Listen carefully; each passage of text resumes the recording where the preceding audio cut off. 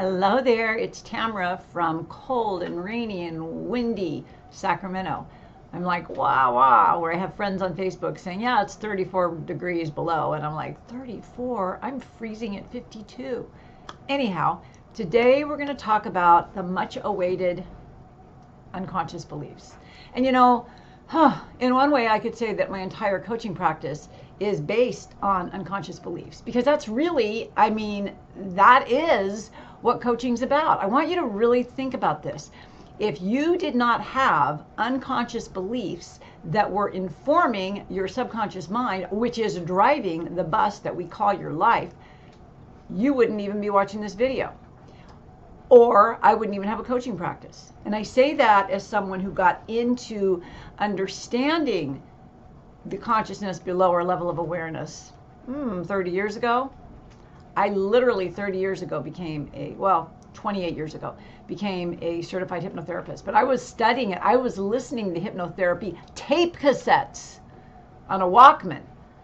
That's how long I've been in this self-help game. Okay, so let's cut to the chase though. What is an unconscious belief and how do we discover ours? So as I said, unconscious beliefs are everything. They have everything to do with where you are in your life right now. Your subconscious mind is directing everything that you do, and it's based on the feedback that it gets from your conscious, your superconscious, and your unconscious. We're not going to talk about, I just did a video on conscious changing of beliefs. The superconscious, not doing it right now, but let's talk about unconscious, because you know what? Probably about 95% of your thinking is unconscious. And what is the unconscious? The unconscious it's all of your biological functioning, like your ability for your body to regulate, to have the pH level that it does. If, by the way, your pH level changed by just this much, you would die. So it's got a big job. It keeps your heart beating. It keeps your lungs inhaling. It digests your food. You are not consciously aware of any of that. You may feel if you get a tummy ache or you eat too much, you're like, I feel that, but you didn't control it. You didn't do it. So your unconsciousness takes care of all of your biological needs. But what your unconscious also does is it houses every single solitary experience that you've ever had is filed away. It's filed away in this big old database called your unconscious thinking. And you don't even know. You have memories that you absolutely could not remember no matter what. But it's in your unconscious brain. And when you were little, you made meaning out of things that happened to you.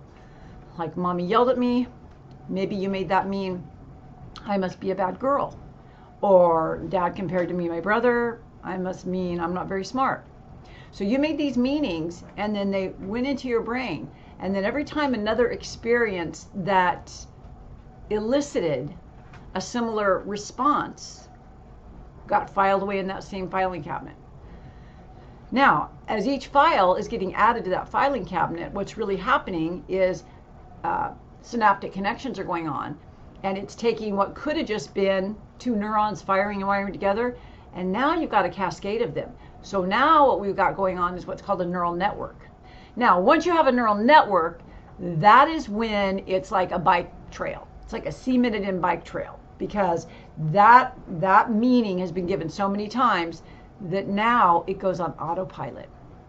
And so your unconscious is like, oh, she believes she's not good enough. Oh, he believes that he can't get new clients. When it's on autopilot, now it's just think of an assembly line, and now it's feeding that to your subconscious mind, and your subconscious mind, who's just the bus driver, he could just be a stoner just driving along going, what's that? Okay, all right, got it. But the message from the unconscious is this person says money doesn't grow on trees, so money doesn't grow on trees. Oh, okay, got it. No money for this person. The subconscious is the bus driver, but he or she is not the GPS. He or she is not creating the path. It's just following instruction. And it's only going to get instruction for where it gets instruction from. And it's getting instruction from your unconscious mind if you are not consciously paying attention and programming it. Okay, again, we'll talk about the superconscious because that's like really exciting. But right now, I just want you to be able to understand how to discover, understand what unconscious thoughts are and how or beliefs, and how to figure them out and how to change them. So, if you have an unconscious belief that says you're not good enough, for example, like you can't get new clients, you're not worthy, and it's unconscious. Consciously, you're like, well, yeah, I just did Tamara's other video on changing conscious beliefs, and I consciously have been working on knowing that I can get clients. So what's going on in the unconscious? How do you reprogram that? Well, my favorite method by far is to metacreate, which again incorporates the superconscious. But you can just do this by visualizing the end result of what you would like to have happen. It's really not that hard. The problem is that we don't think our unconscious beliefs are beliefs. The problem is that we believe that what we think is reality, but it's not. So if let's say you come to me and you say, Tamara, I need more clients. I don't have enough clients. Where are the clients? And I say to you, you must have an unconscious belief that there's not enough clients. And you're going to be like, no. But there's really not enough clients. There's just really not. But then I would say to you, do you know other people who have clients? And you'd be like, yeah, but they have this or they do this. The first step to changing an unconscious belief is recognizing that it's just a belief. It's hard, and I will tell you, I lose a lot of people that way. I don't mean I lose them like they die, and I don't mean I lose them like they don't work with me. I mean I lose their attention when I say that's just a belief. And they're like, no, it's really real. It's just a belief. Everything that you have in your life right now is based on a belief that is how things are. If you're like, I just can't be in this business because it's so competitive, that's a belief. If you have an unconscious belief that says life is fair and there's plenty of business to go around, that's what you're going to experience. So the first step in changing an unconscious belief is in discovering it. You have to understand what it is. And you can't do that as long as you're convinced that it's going to stay, that whatever it is the way it is, because it's not the way it is. Does that make sense? So finding out what the unconscious belief is just by looking around at your life. And I have, like, I give my clients, and, you know, I won't hold back on you here. I'll just share with you. Like, I will ask my clients, why don't you have more money? Why don't you have more clients? Why don't you do video? Why aren't you cold calling? I don't like cold calling. I'm just using this as an example. Why don't you send more friend requests? Whatever it is. Whatever answer you give me is a belief. Think about it. If you say, I don't do video because I just don't look good on camera, that's a belief. Who says you don't look good on camera? If you tell me, I don't have more clients because I just don't have time, that's a belief. There are people who have way less time than you who are selling more things than you. So it's all beliefs, and most of them are unconscious. Okay, we have that established. So how do we change an unconscious belief? And the way that you change it, first of all, is to consciously change it, to just decide, I'm not going to have that belief anymore.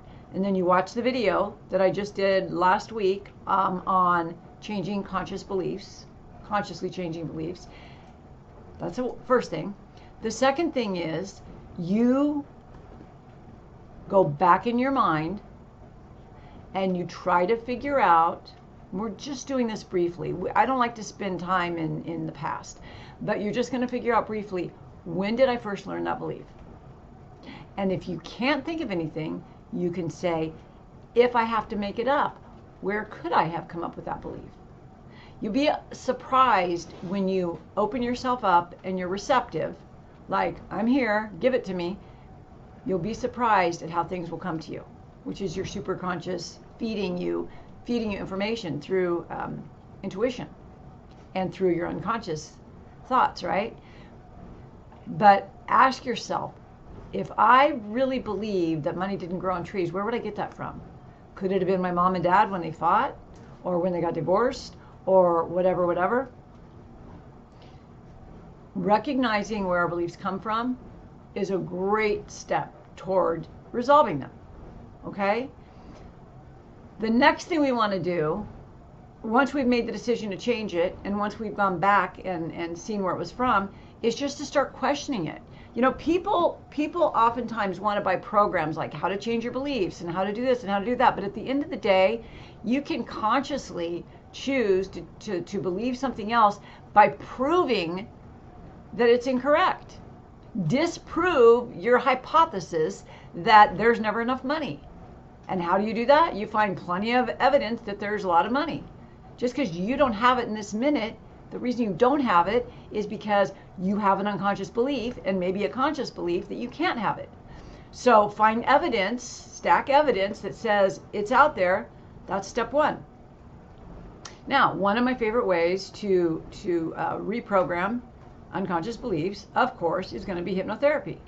I have used hypnosis on myself and my clients for many, many years now, almost 3 decades, and it's effective. It's effective because our busy monkey mind, beta brain calms the hell down so that it can be fed instructions. And I'm telling you, when you 𝒑𝒏𝒂𝒃, which is like a combination of hypnosis and meditation, the difference between that is you're an active participant. You're actually imagining yourself with all the money you want, with all the love you want, whatever it is, you're imagining it, and you're getting your emotions involved. And when you start getting your emotions involved, it's a game changer. You're not just being hypnotized now. You're not just meditating. You are an active participant in the conscious creation of the reality that you want to create.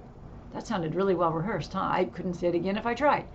But that's the truth of the matter, is when you are actively involved in this, with your emotions, with your imagination, now things are going to change on an unconscious level. Because you know what? You can't reach your unconscious without emotions. And imagery helps communicate with the subconscious. So now you're speaking the language of both your unconscious, subconscious, and also the quantum field at large, superconscious, right? So doing the relaxation, imagination, emotions, it's going to make all the difference in the world in changing those unconscious beliefs. And then, of course, just like with changing, up-leveling a conscious belief, you still have to do the action. You have to move towards it. Moving towards it is not just me being a coach, like go, go, go, go. It's really about you proving to you that you mean business. How many times have you said, okay, it's a new year, I'm going to go to the gym 20 times, and your other self is like, yeah, right. That's what's happening if you close your eyes.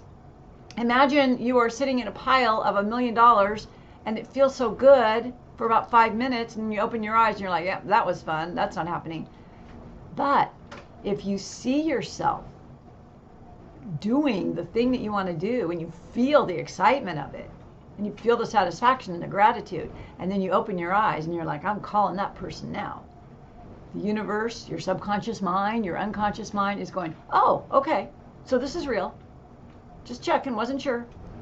Do you see that? Taking inspired action is super, super important when you want to change unconscious beliefs. The most important thing of all of this, though, is recognizing an unconscious belief. And how, let's recap. How do we recognize an unconscious belief? We look at what's not working in our life. And then we ask ourselves, why isn't that working? And whatever the answer is an unconscious belief. Whatever the answer is. Oh, I'm too old. That's a belief. Oh, the market's bad. That's a belief. The government sucks. That's a belief. It's all belief. Your entire universe is predicated on your beliefs. I know that gets really scary and heavy, but think about, instead of thinking of it as disempowering, think about how freaking empowering it is. Your reality is your belief system, objectified, right, in the physical reality.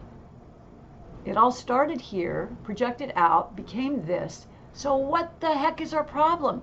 Go back to the drawing board, baby Einstein. Let's just go ahead and reconfigure this. Let's rewire it, recode it, reimagine it, re-emote it with our emotions before we look back out and be like, oh, this is what I wanted. Thanks. Check. Get it?